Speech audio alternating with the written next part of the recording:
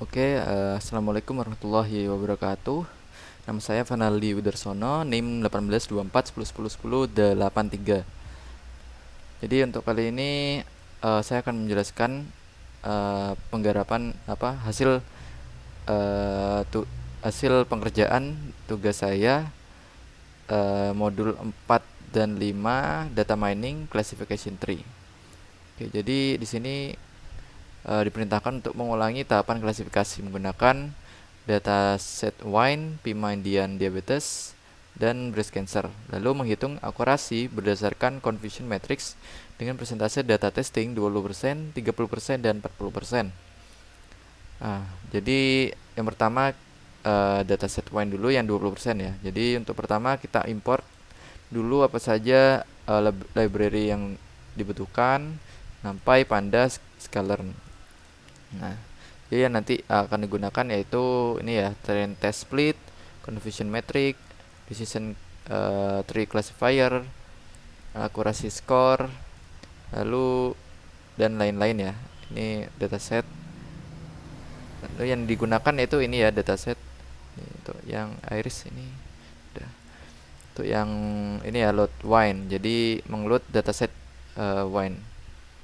Pertama dijadikan data frame dulu, lalu kita dapat menggunakan ini ya, menggunakan sinteks seperti shape, head, ini seperti ini. Lalu kita jalankan, coba kita lihat dataset wine. Di sini dapat kita ketahui terdapat 178 baris dan 13 kolom. Nah, lalu kita karena perintahnya 20%, kita mentes ya dengan persentase data testing 20% ya. Jadi kita menggunakan perintah split ini, train test split dengan variable xtrain, xtest, ytrain, dan ytest. Untuk yang sebelumnya ini ya, kita buat variable x dulu dan y. Jadi untuk x ini merupakan kita isi dengan semua value dari semua baris. Nah, jadi semua value ya. Dan y-nya ini merupakan wine data target. Di untuk dataset sendiri itu dataset wine ya. Itu untuk data targetnya itu ada 3 kelas. Jadi indeks 0, 1, dan 2. Yang pertama kita split data menjadi set training dan validasi. Lalu kita train modelnya menggunakan ini ya, decision tree classifier dengan random state 100. Kita tampung pada variable clf ini, lalu variable clf ini kita feed dengan xtrain dan ytrain. Nah, jadi xtrain dan ytrain ini merupakan nilai dan kelas dari sisa dari 20% ini. Karena 20% dari 178 itu 36 kalau nggak salah, kita lihat dulu. Nah, total 36. Nah, ini tes ini 20%-nya dari 178 itu 36. Jadi sisanya itu 142. Nah, jadi 142 nilai itu ditampung pada xtrain ini, dan ytrain-nya yaitu targetnya, yaitu kelas dari ini ya, sisanya ini. Sisa dari 20% itu. Lalu kita memakai model tersebut untuk memprediksi suatu data. Lalu kita sini kita pilih saja untuk data yang akan diprediksi. Saya di sini memilih baris ke 169. Kita ambil semua nilainya, lalu kita prediksi dengan clf.predict ini. Kita prediksi, kita dapat mengetahui kelas x-nya sama dengan kelas indeks kedua. Nah, ini untuk output xtrain yang tadi yang saya bilang, ini value-value dari total 142 itu. Dan ytrain-nya merupakan kelas-kelasnya dari xtrain itu. Lalu xtest. Nah, untuk xtest-nya sendiri itu kita menggunakan 36 dataset record ya untuk mengtes ini untuk diprediksi. Dapat diketahui ini outputnya dari 36 itu kita mengeluarkan nama-nama kelas atau indeks kelasnya. Nah, indeks yang paling sering keluar itu, nah itu ditetapkan menjadi kelas dari baris yang dites tadi, yaitu karena yang paling banyak muncul itu 2, jadi kelasnya 2. Nah, lalu consistent metric, untuk consistent metricnya sendiri itu seperti ini. Nah, jadi untuk akurasinya sendiri itu dihitung dari berapa banyak nilai benar per 36 ini dari total tesnya. Jadi ini ya, untuk nilai benarnya itu yang ada pada diagonalnya pada confusion metric. Jadi 8 tambah 11 tambah 9 berarti 28 ya, 28 per 36 sama dengan akurasi.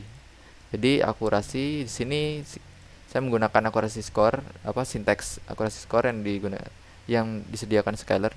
Nah, dapat diketahui berarti akurasinya 0,7777 atau 77%. Itu. Lalu kita gunakan 30% dari menggunakan 30% data test ya. 30%. Lalu kita jalankan dulu. Nah, kita menggunakan 54 data untuk mengetes baris 169. Dapat diketahui kelasnya 2. Jadi sama seperti sebelumnya. Apakah akurasinya sama? Karena kita memakai banyaknya data test beda. Karena yang sebelumnya 20%, sekarang 30%, harusnya sih beda. Kemungkinan besar ya. Beda. Nah, seperti ini. Lalu kita lihat akurasinya. Untuk akurasinya hasil dari prediksi tadi itu 83%. Lalu kita menggunakan data test 40% ya, test size-nya 40%. Kita menggunakan 72 data test, dapat diprediksi kelasnya 2. Kita lihat akurasinya berdasarkan confusion metricnya. Nah, di ini ya, 21 berarti 62 ya. 62 per 72 sama dengan 0,86 atau 86%. Untuk selanjutnya dataset Pima Indian diabetes.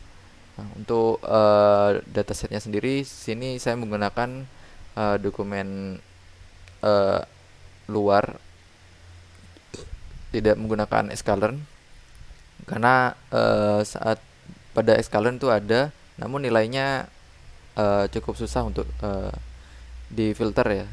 Jadi saya menggunakan dokumen CSV dari dataset Indian diabetes ini. Jadi lebih mudah untuk diprediksi. Nah, kita lihat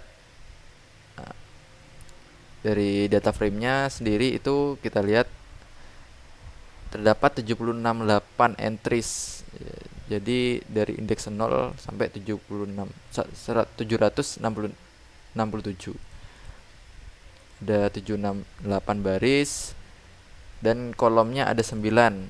Nah, di antara 9 itu ada kolom kelas. Nah, jadi ketika kita mau mengambil nilainya untuk dihitung, nanti kita menggunakan indeks 0 sampai 7 saja. Karena kelas ini, indeks 8 ini merupakan targetnya. Nah, kita lihat seperti apa isi kelasnya.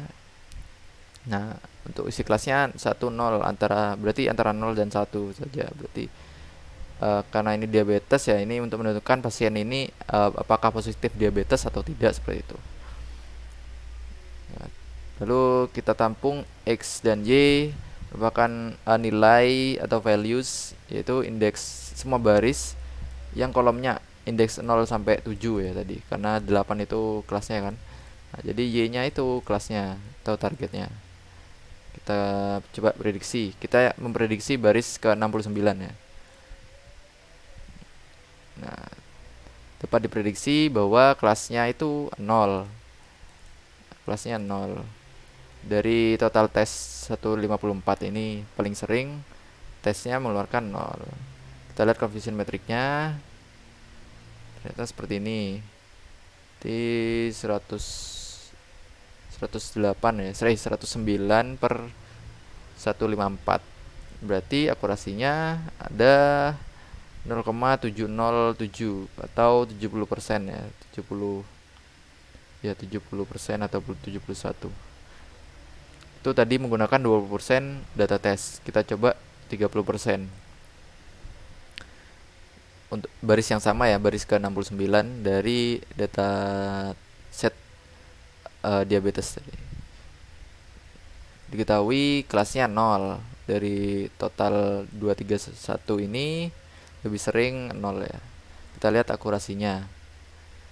Dari coefficient metric seperti ini, lalu akurasinya 0,68 atau 86%. 68%. Lalu kita coba 40% test size-nya. Dapat diprediksi kelasnya tetap 0 dari total 308 tes. Lalu kita lihat coefficient matrixnya. Nah, untuk akurasinya tinggal sama saja seperti yang sebelumnya, tambah nilai yang diagonal ini dari diagonal kiri atas sampai kanan bawah ya, jadi 149 tambah 7 ditambah 73. Setelah itu dibagi ini ya, total tesnya 308. Kita lihat akurasinya 0,72 atau 72%. Lalu data set breast cancer. Nah, untuk ini menggunakan dari dataset scalarnya, karena memang sudah disediakan di sini ya, dan nilainya juga cukup baik untuk diprediksi.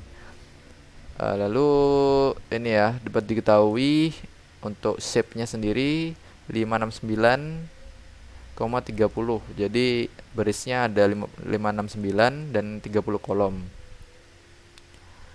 Lalu kita prediksi baris ke-69 ya, dari dataset ini ya, dataset cancer. Kita lihat. Nah, kita lihat di sini dari kelas X-testnya ini semuanya 0, 1 sama seperti diabetes tadi. Berarti ini juga memprediksi untuk pasien apakah ini positif atau tidak, seperti itu. Kita lihat di sini berarti baris ke-69 ini kelasnya itu 1 dari total 114 ini. Untuk coefficient metriknya seperti ini. Nah, jadi 45 tambah 63. Nah, setelah itu ditambahkan per dibagi 104 ya, per atau dibagi 114 itu. Hasilnya 0,94 atau 94%. Lalu menggunakan data tes 30%. 30%. Tetap kita dapat ketahui kelasnya 1 dari total 30%. 30% dari 500-an tadi itu, 500-an total baris datasetnya. Ini yang lebih sering keluar ini ya, kelas 1, kelas indeks ke 1. Jadi kita lihat coefficient matrixnya. Seperti ini untuk total benar prediksinya, dan missnya ada seperti ada 5 tambah 3, missnya 8. Akurasinya 95%. Kita gunakan 40%.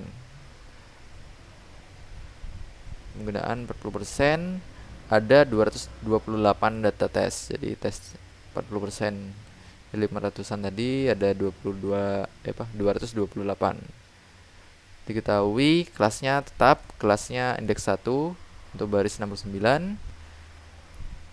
Lalu untuk coefficient metriknya seperti ini, menghitung akurasinya dari coefficient matrix ya, jadi 77 dari 133 tambah 77, 210 lah, 210 tambah 210 per 228. Jadi ini. Jadi akurasinya 92%. Nah, oke, Mungkin sekian untuk video dari saya. Kurang lebihnya mohon maaf. Assalamualaikum warahmatullahi wabarakatuh.